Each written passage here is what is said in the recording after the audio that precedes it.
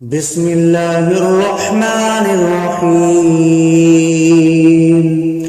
ياسين والقرآن الحكيم إنك لمن المرسلين على صراط مستقيم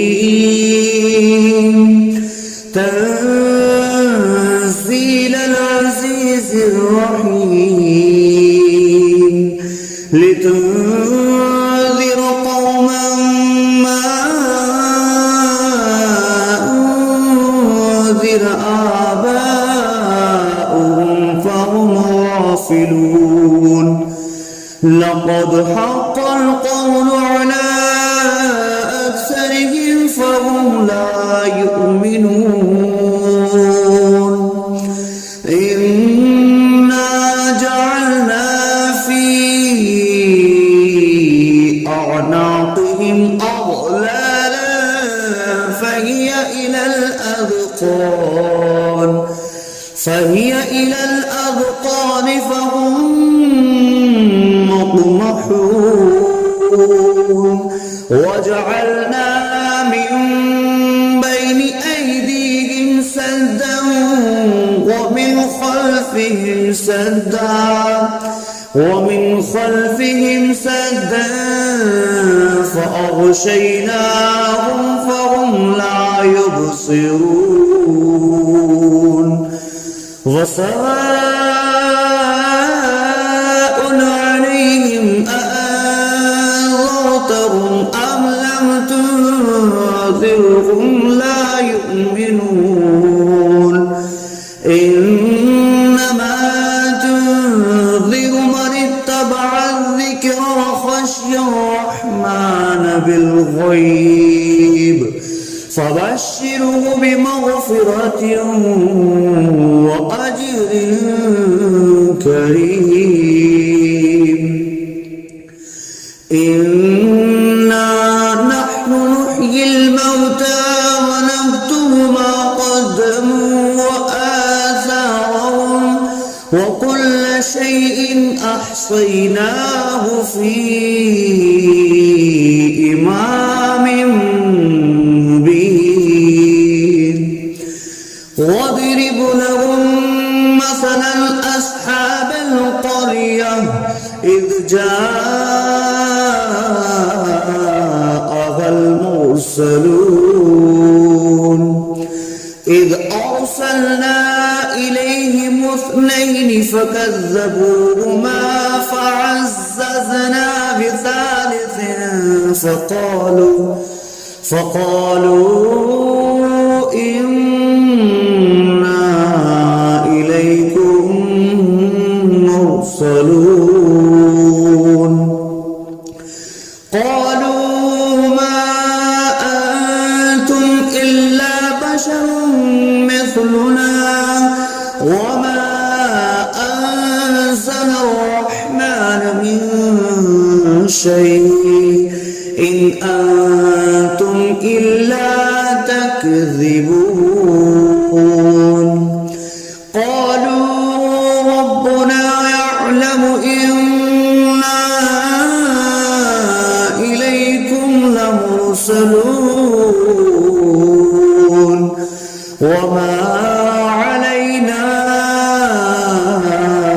إلا البلاغ المبين قالوا إنا تطيرنا بكم لئن لم تنتهوا لنرجمنكم وليمسنكم منا عذاب أليم قالوا طائركم معكم أئن ذكرتم بل أنتم قوم مسرفون وجاء أقصى المدينة رجل يسعى قال يا قوم اتبعوا المرسلين اتبعوا من لا يسألكم أجرا وهم مهتدون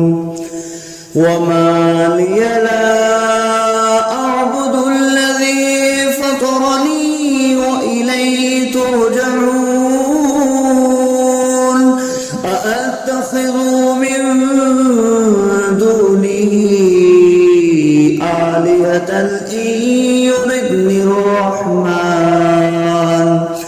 إن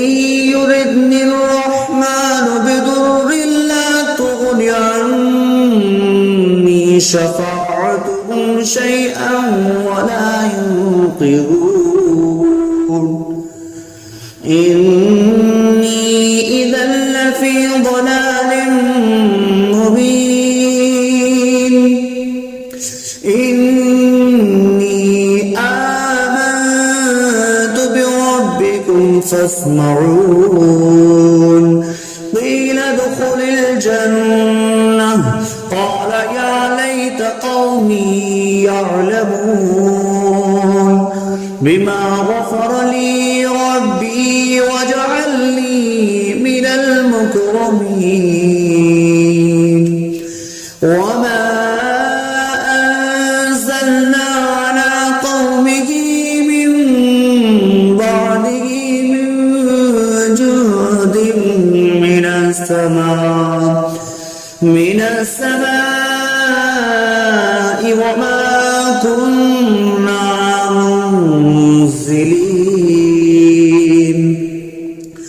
إن كانت إلا صيحة واحدة فإذا هم خامدون يا حسرة على العباد ما يأتيهم من رسول إلا كانوا به يستهزئون ألم يروا كم أهلكنا قبلهم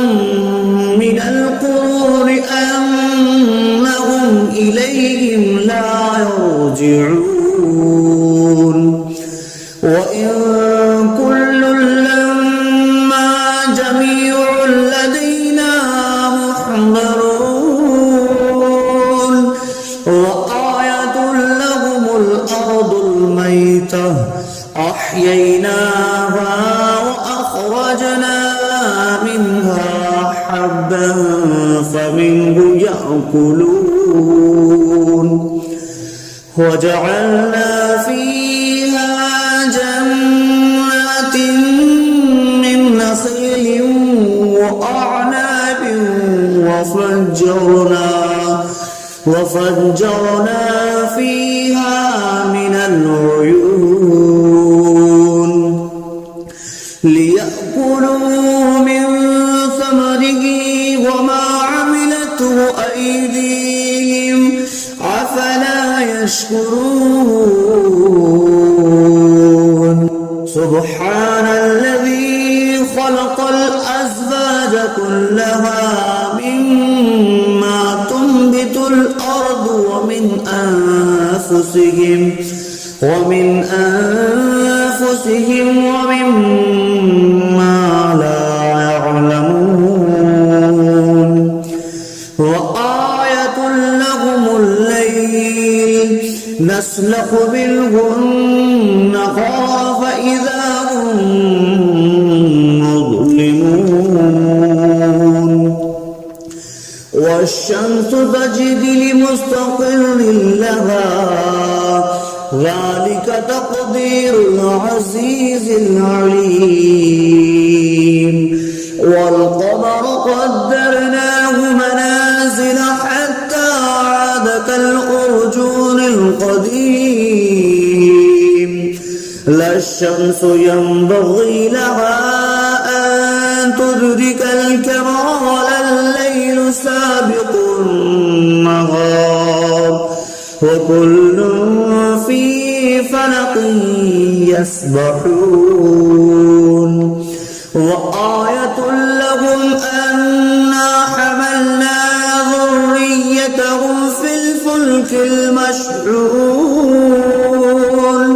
وخلقنا لهم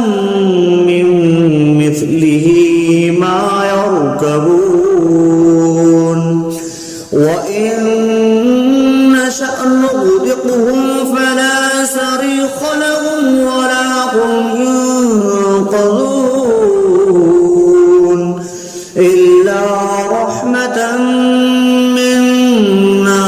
ومتاعا إلى حين وإذا قيل لهم اتقوا ما بين أيديكم وما خلفكم لعلكم ترحمون وما تأتيهم من آية من آيات ربهم إلا كانوا عنها معرضين وإذا قيل لهم أنفقوا مما رزقكم الله قال الذين كفروا للذين آمنوا أنطعم من لو يشاء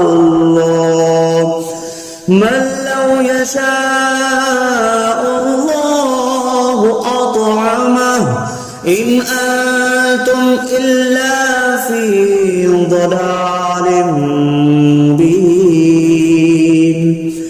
ويقولون متى هذا البعد إن كنتم صادقين ما ينظرون إلا صيحة واحدة تأخذهم وهم يخصمون فلا يستطيعون توصية ولا إلى أهلهم يرجعون ونفخ في الصور فإذا هم من الأجداث إلى ربهم ينسلون قالوا يا ويلنا من بعثنا من مرقدنا هذا ما وعد الرحمن وصدق المرسلون إن كانت إلا صيحة واحدة فإذا هم جميع لدينا محضرون فاليوم لا تظلم نفس شيئا ولا تجزون إلا ما كنتم تعملون إن أصحاب الجنة اليوم في شغل فاكهون هم وأزواجهم في ظلال على الأرائك متكئون لهم فيها فاكهة ولهم ما يدعون سلام قولا من رب رحيم وامتازوا اليوم أيها المجرمون ألم أعهد إليكم يا بني آدم ألا تعبدوا الشيطان إنه لكم عدو مبين وأن اعبدوني هذا صراط مستقيم ولقد أضل منكم جبلا كثيرا أولم تكونوا تعقلون هذه جهنم التي كنتم توعدون اصلوها اليوم بما كنتم تكفرون اليوم نختم على أفواههم وتكلمنا أيديهم وتشهد أرجلهم بما كانوا يكسبون ولو نشاء لطمسنا على أعينهم فاستبقوا الصراط فأنى يبصرون ولو نشاء لمسخناهم على مكانتهم فما استطاعوا مضيا ولا يرجعون ومن نعمره نكسه في الخلق أفلا يعقلون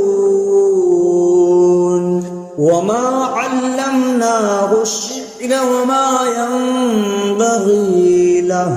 إن هو إلا ذكر وقرآن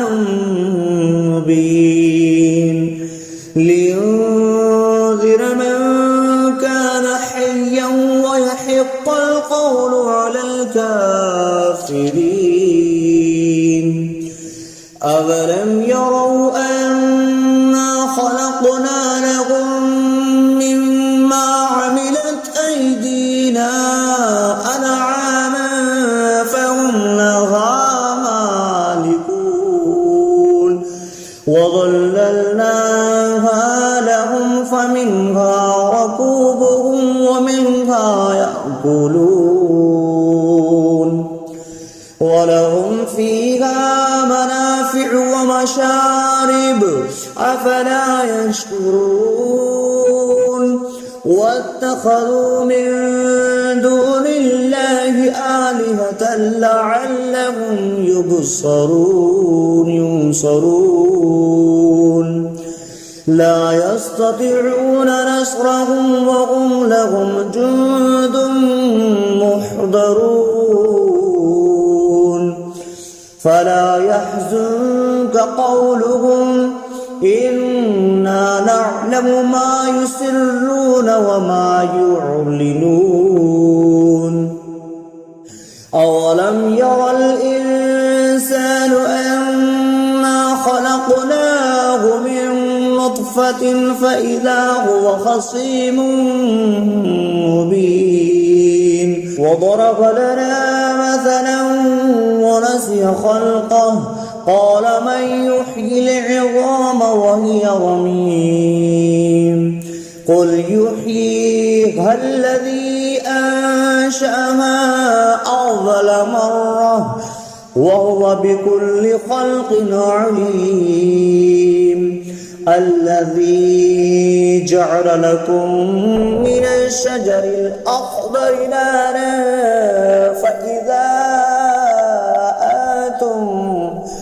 فإذا أنتم منه توقدون أوليس الذي خلق السماوات والأرض بقادر على أن يخلق مثلهم بلى وهو الخلاق العليم إنما أمره إذا أراد شيئا أن يقول له كن فيكون فسبحان الذي بيده ملكوت كل شيء وإليه ترجعون بسم الله الرحمن الرحيم الرحمن علم القرآن خلق الإنسان علمه البيان الشمس والقمر بحسبان والنجم والشجر يسجدان والسماء رفعها فوضع الميزان ألا تطغوا في الميزان وأقيموا الوزن بالقسط ولا تخسروا الميزان والأرض وضعها للأنام فيها فاكهة والنخل ذات الأكمام والحب ذو العصف والريحان فبأي آلاء ربكما تكذبان خلق الإنسان من صلصال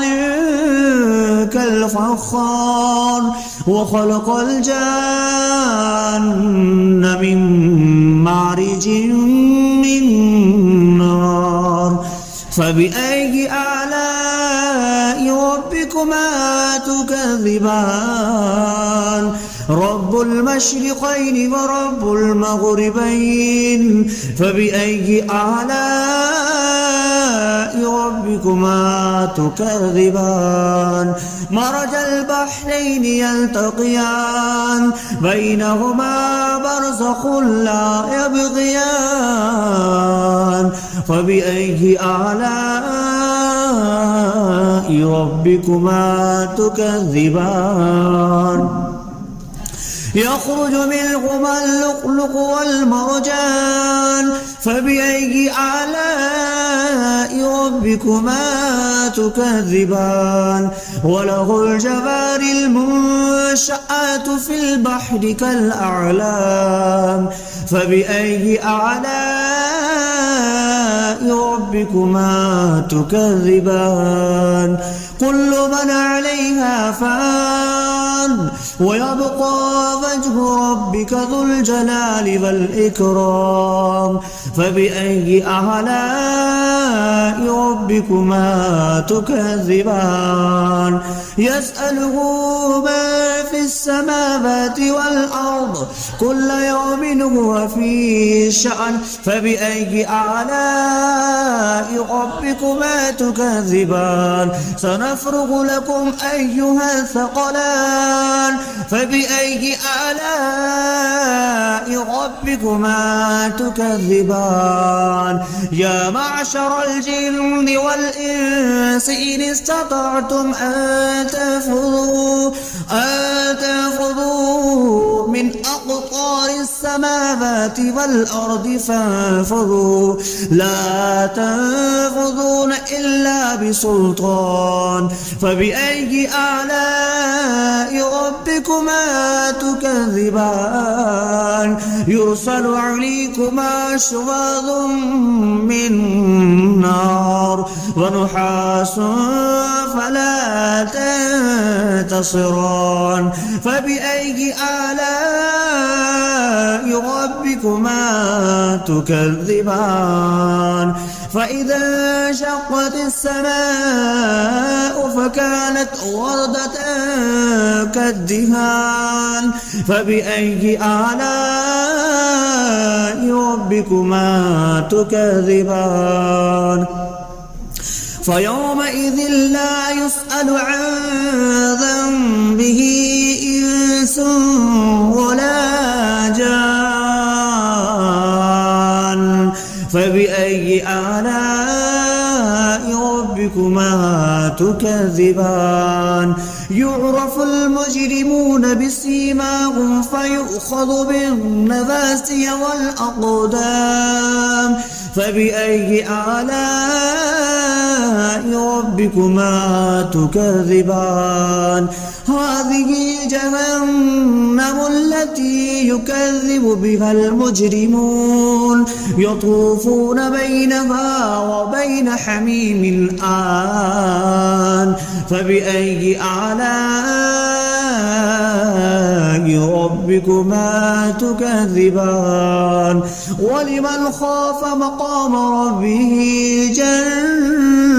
جنتان فبأي آلاء ربكما تكذبان ذواتا أفنان فبأي آلاء ربكما تكذبان فيهما عينان تجريان فبأي آلاء ربكما تكذبان فيهما من كل فاكهة زوجان فبأي آلاء ربكما تكذبان متكئين على فرش بطائنها من استبرق وجنى الجنتين دان فبأي آلاء ربكما تكذبان فيهن قاصرات الطرف لم يطمثهن إنس قبلهم ولا جان فبأي آلاء ربكما تكذبان كأنهن الياقوت والمرجان فبأي آلاء ربكما تكذبان هل جزاء الإحسان إلا الإحسان فبأي آلاء ربكما تكذبان ومن دونهما جنتان فبأي آلاء ربكما تكذبان مدهامتان فبأي آلاء ربكما تكذبان فيهما عينان نضختان فبأي آلاء ربكما تكذبان فيهما فاكهة ونخل والرمان فبأي آلاء ربكما تكذبان فيهن خيرات حسان فبأي آلاء ربكما تكذبان حور مقصورات في الخيام فبأي آلاء ربكما تكذبان لم يطمثهن إنس قبلهم ولا جان فبأي آلاء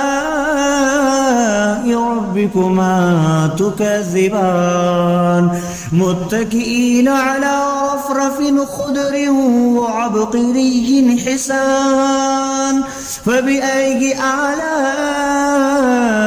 ربكما تكذبان